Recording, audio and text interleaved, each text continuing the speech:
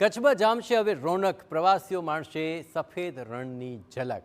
મુખ્યપ્રધાન ભૂપેન્દ્ર પટેલના હસ્તે કચ્છ રણોત્સવ 2025નો પ્રારંભ થયો છે। સીએમ ભૂપેન્દ્ર પટેલના હસ્તે વિધિવત રીતે રણોત્સવ ખુલ્લો મૂકવામાં આવ્યો છે।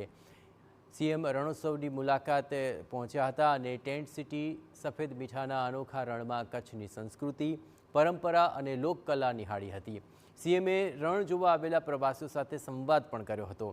ધોરડો સફેદ રણ ખાતે સીએમના હસ્તે 179 કરોડના વિકાસ કાર્યોનું લોકાર્પણ કરવામાં આવ્યું। મુખ્યપ્રધાને કહ્યું કે પ્રવાસન હંમેશા સ્થાનિક રોજગારીને પ્રોત્સાહન આપે છે। તાજેતરમાં કચ્છમાં 669 કરોડ રૂપિયાના વિકાસ કામોનું લોકાર્પણ અને ખાતમુહૂર્ત પણ કર્યું છે।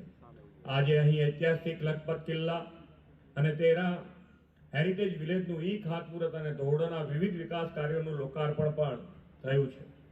લગભગ 179 કરોડના ખર્ચે થનારા વિકાસ કામોથી કચ્છના પ્રવાસનને વધુ વેગ મળશે।